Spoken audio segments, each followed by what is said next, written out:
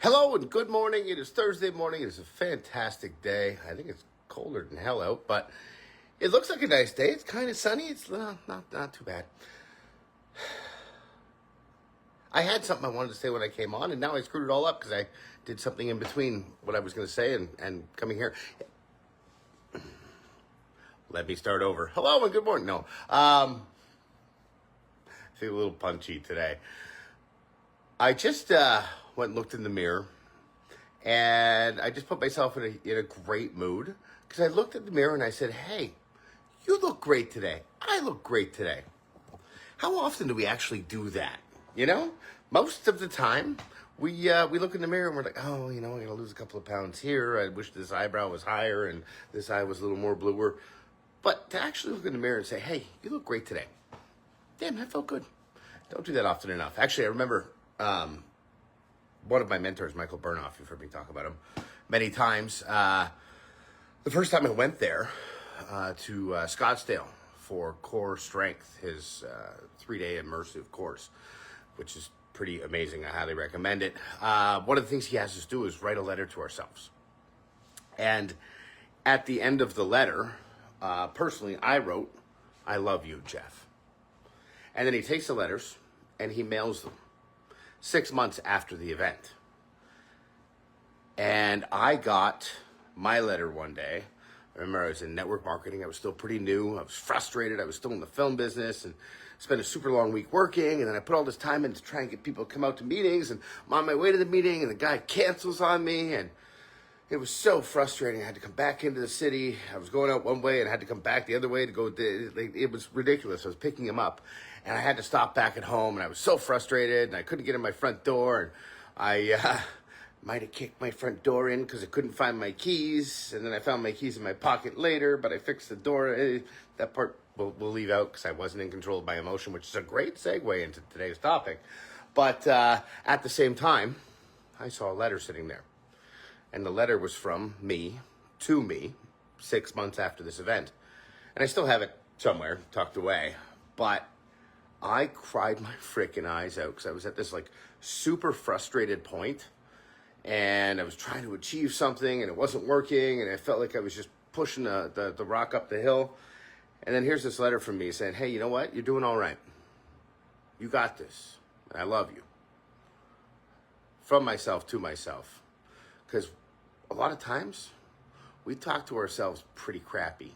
Like, a lot worse than we'd let other people talk to us.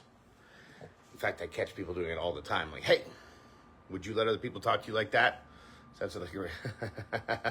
Yeah, every day in Toronto is frustrating nowadays, my brother. That's why I don't live there anymore. I loved that city for many, many years, but it changed.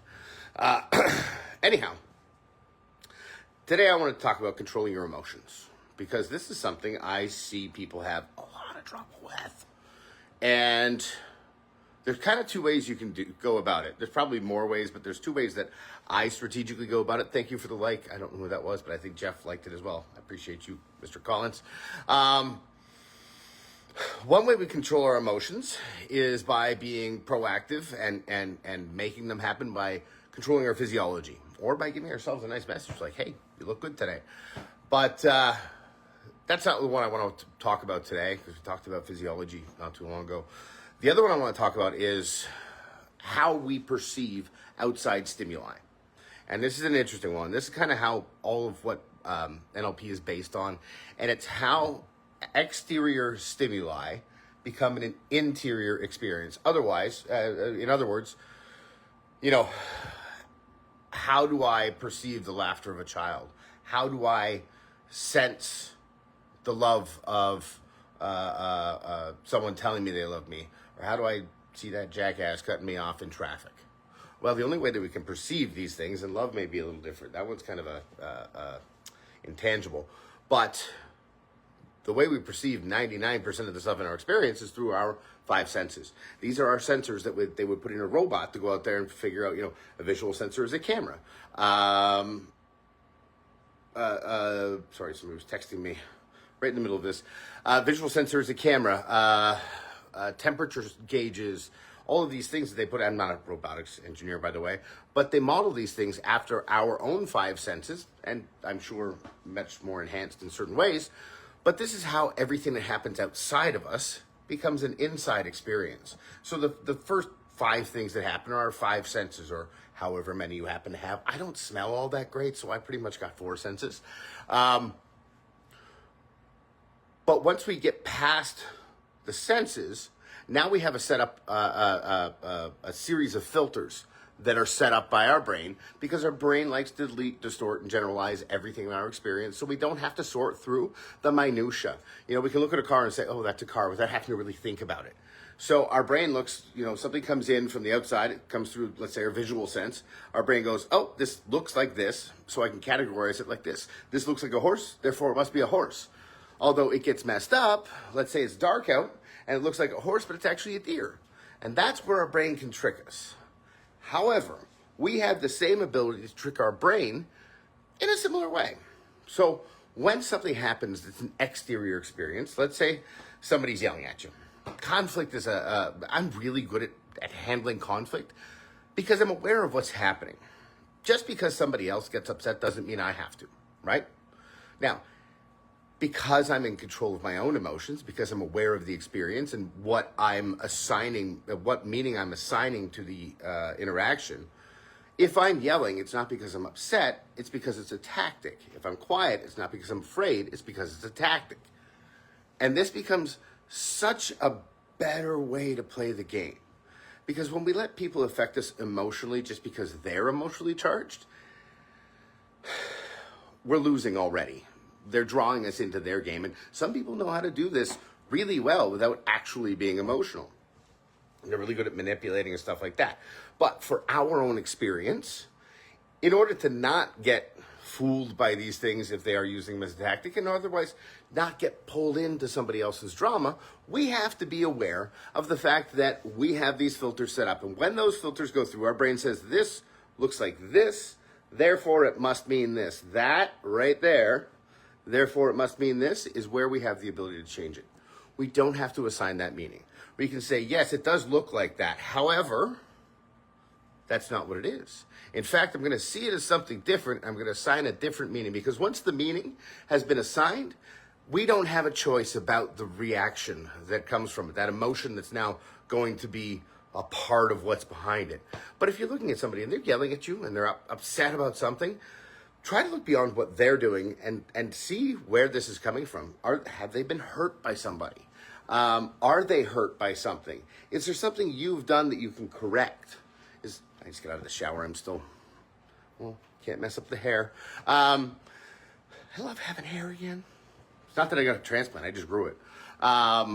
That's also why the angle is here, because there's not as much on top as there used to be. Giving away all my secrets. When something happens and somebody yells at you, if you look at the way that the information is processed, first we have to hear it, we have to see it. Well, we don't necessarily have to see it, we can just hear it. But we hear it, we see it. Sometimes we can feel it if they're close enough, or we can smell their breath. And then it goes inside, goes through the filters, and the filters say, this looks like this. And as soon as it says this looks like, as soon as your brain goes, this looks like this, then we have to be consciously aware and say, might look like that, but it's not necessarily that. Let me think about this for a second. And then we have the ability to assign a new meaning. It doesn't have to trigger the way that it normally does. See, here's the problem. A lot of us have these loops that are always playing. As soon as we have a stimulus, we get a response. But when that response gets cut, or that loop gets cut, we get a whole different response. And we can see this in other people. I remember my aunt. I love my aunt. She's a very sweet, dear lady. But she started going into this loop, this pattern one time. And it's something that I'd seen her do before, where she starts crying, and it's an emotional, need for attention. And instead of being offered a Kleenex, she was offered a paper towel. And as soon as she looked at it, she stopped crying. She's like, that's not a Kleenex. And her loop got snapped. It was cut. And all of a sudden, she's out of that mindset, and it's no longer happening. We can do that to other people, but we first have to do it to ourselves. The easiest way to do it to ourselves is first be aware of the way that our thoughts are happening, and then be aware of the meaning that is being assigned to them.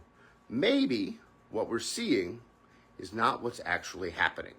Maybe we can assign a different meaning to it. Maybe something negative is actually kind of positive, except for that jerk that cuts you off in traffic. Anyhow, that's it for me today. I appreciate all the likes, the subscribes, the shares, the comments. This really helps me out. You have no idea. Also, if you want to get a copy of the book before it's done, it's almost done. For a 33% discount, you can go to guidetothegrind.com. Otherwise, that's it for me today. Have a fantastic day. Until tomorrow, know that I love you, and I'll see you soon.